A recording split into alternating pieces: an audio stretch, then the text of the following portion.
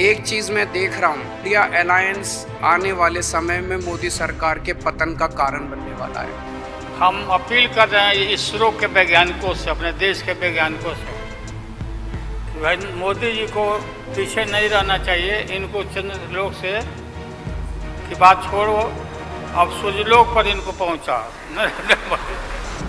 तो आज ही तय कर लिया है लोगों ने कि अब तेजी से हम लोग अभी से शुरू कर देंगे। अब कोई ठिकाना नहीं है, चुनाव समय के पहले भी हो सकता है।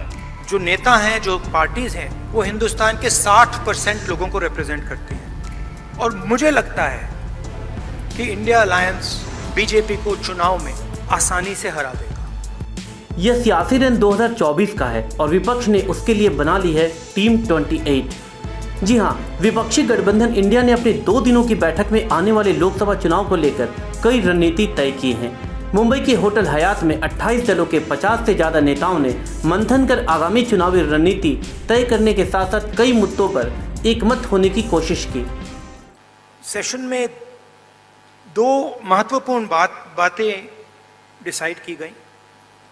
पहले के एक कोऑर्डिनेशन कमेटी होगी और दूसरी कि जल्दी से जल्दी जो सीट शेयरिंग का मामला है उसको हम डिस्कस करके उसमें हम रेजोल्यूशन निकाल देंगे। कल से ही बातचीत हुई और आज मीटिंग हो गई और पहले आपको चीज़ों के बारे में अनाउंस कर दिया गया कि इन सब चीज़ों के बारे में तय हो गया है और अब नियमित रूप से अब जगह जगह जा करके हम लोग अपना प्रचार प्रसार का काम करते रहेंगे। तो ये सब आज तय हो गया। आगे की नीति तय करने का काम ये 2 दिन के सेशन में हम लोगों ने किया। हम गलत रास्ते पर जाएंगे नहीं, गलत रास्ते पर जो रह रहे उनको ठीक रास्ते पर लाने के लिए और ठीक रास्ते पर आते नहीं तो उन्हें दूर करने के लिए जो कोई करने की आवश्यकता है वो हम कंधे को कंधे मिलाकर लेकर हम करेंगे। 2 दिनों की मैराथन बैठक में विपक्षी गठबंधन INDI के 28 विपक्षी दलों के 50 से ज़्यादा नेता एक साथ मंच पर आए। बैठक में कई समीकरण बने और कई बातों पर सहमति भी जताई गई। जो मेन कमेटी है कोऑर्डिनेशन कमेटी, सिर्फ उसके नाम मैं आपके सामने पढ़ लेता हूं। Shri KC Venugopal, Indian National Congress, Shri Sharad Pawar ji NCP, Shri TR Baalu DMK, Shri Hemant Soren Jharkhand Mukti Morcha, Shri Sanjay Raut Shiv Sena, Shri Tejashwi Yadav RJD, Shri Abhishek Banerjee TMC, Raghav Chadha AAP, Javed Ali Khan Samajwadi party, Lalan Singh Janata Dal United, D Raja CPI, Omar Abdullah National Conference, Mehbooba Mufti PDP, CPI-M का नाम आ जाएगा। विपक्षी नेताओं ने 19 सदस्यीय चुनाव अभियान समिति, सोशल मीडिया से संबंधित 12 सदस्यीय कार्य समूह, मीडिया के लिए 19 सदस्यीय वर्किंग कमेटी और शोध के लिए 11 सदस्यीय समूह गठित किया। INDIA गठबंधन ने जो 13 सदस्यीय समन्वय समिति गठित की गई है उसका काम सबसे अहम होगा। समन्वय समिति ही गठबंधन की सर्वोच्च इकाई के रूप में जानी जाएगी। यह समिति राज्यों में होने वाले चुनावों में सीट बंटवारे पर फॉर्मूला तय करेगी। साथ ही इंडिया का संयोजक कौन होगा इस मुद्दे पर भी चर्चा करेगी। मुझे बेहद खुशी है कि इंडिया अलायंस में सब लोग आपस में जुड़ रहे हैं। एक चीज मैं देख रहा हूं, बहुत बड़ी बड़ी ताकतें, अब सबको लगने लगा है कि ये इंडिया अलायंस मोदी सरकार के आने वाले समय में मोदी सरकार के पतन का कारण बनने वाला है। तो बहुत बड़ी बड़ी ताकतें इस इंडिया अलायंस को तोड़ने में लगेंगी, बहुत बड़ी बड़ी ताकतें।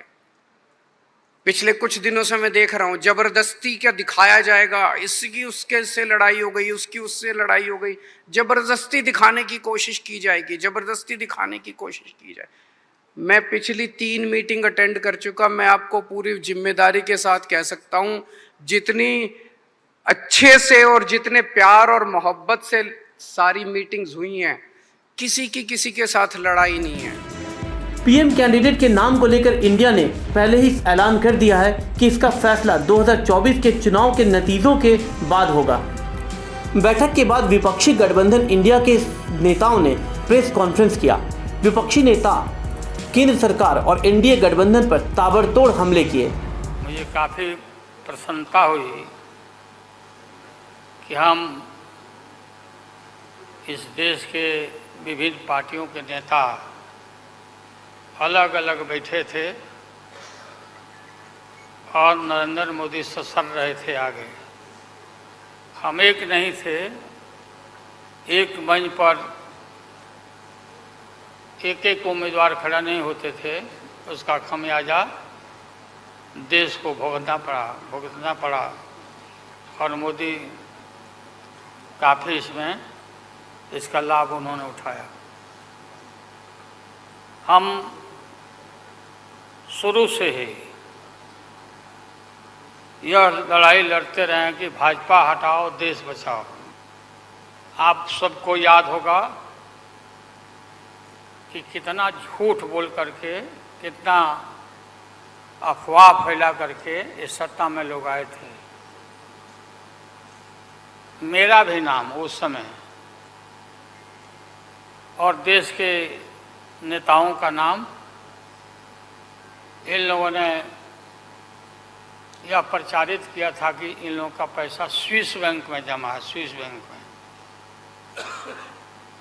और मोदी जी बोले कि हम आएंगे और स्विस बैंक का पैसा ला करके हम देश के तमाम लोगों को हर के को खाता खुलवाया कि 5-5 लाख रुपया जमा करेंगे, 15-15 लाख रुपया। हम भी झांसा में आ गए और हमने भी अपना खाता खुलवाया। मेरे 7 बेटियां 2 बेटा और पति पत्नी दोनों मिला के 11 हो जाते हैं। देखा कि भाई 15 से गुना कर दीजिए, पैसा काफ़ी मिल जाएगा। सारे देश भर के लोग खाता खुलवा दिया, सब गरीब गुरबा आदमी प्रचारित करवाया इन लोगों ने। और मिला क्या, सो देश के लोगों को मालूम होगा। आप लोग, हम अपील कर रहे हैं इसरो के वैज्ञानिकों से, अपने देश के वैज्ञानिकों से, कि भाई मोदी जी को पीछे नहीं रहना चाहिए। इनको चंद्रलोक से की बात छोड़ो, अब सूर्यलोक पर इनको पहुंचा नरेंद्र मोदी। राहुल गांधी जी घूमते रहते हैं अमेरिका में, कई एक देश में घूमे, इनको अवसर मिला है। तो ये भी देख लेंगे कि भाई मोदी जी सचमुच में देश का नाम करने के लिए अब ये चल पड़े हैं आगे। दशहरा के बाद इसकी तैयारी कर लें, हमारी शुभकामना है कि चले जाएं। बिहार के मुख्यमंत्री और जेडीयू नेता नीतीश कुमार ने कहा कि पार्टियां एकजुट होकर काम कर रही हैं। उससे निश्चित है कि जो लोग केंद्र में हैं उन्हें नुकसान होगा। उन्होंने साफ कर दिया कि किसी भी कीमत पर इतिहास बदलने नहीं देंगे। देश तो सबका है ना, तो सब एकजुट होकर के, तो सब मिल करके और सारा अच्छा काम कर रहे हैं। तो सबको लेकर के आगे बढ़ाना है। तो आज ही तय कर लिया है लोगों ने कि अब तेजी से हम लोग अभी से शुरू कर देंगे। अब कोई ठिकाना नहीं है, चुनाव समय के पहले भी हो सकता है।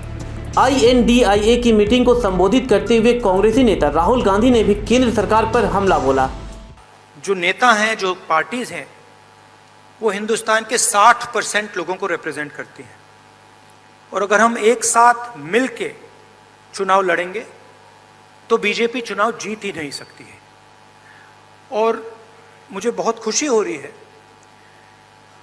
कि जो हमारी पार्टीज हैं, जो हमारे नेता हैं, उनके बीच में जो रैपोर है, जो फ्लेक्सिबिलिटी है, वो गहरी होती जा रही है। और मुझे लगता है कि इंडिया अलायंस बीजेपी को चुनाव में आसानी से हरा देगा। INDIA गठबंधन की बैठक के बाद कांग्रेस नेता सुप्रिया श्रीनेत ने साफ कर दिया कि बैठक के बाद अब जल्द ही इंडिया गठबंधन की संयुक्त रैली की जाएगी। उन्होंने कहा कि रैली हर उस शहर में होगी जहां चुनावी प्रभाव पड़ेगा और मुद्दे उठाएंगे जो चुनाव के असल मुद्दे हैं। जाहिर है मुंबई में विपक्षी गठबंधन की एकता साफ दिखी। हालांकि लोकसभा चुनाव में अभी थोड़ा समय है, ऐसे में गठबंधन के आगे की रणनीति क्या होगी और सीट शेयरिंग को लेकर गठबंधन की गांठ कितनी मजबूत रहेगी, ये आने वाले समय में तय होगा। प्रभातखबर.com, विश्वास वही, रफ्तार नहीं।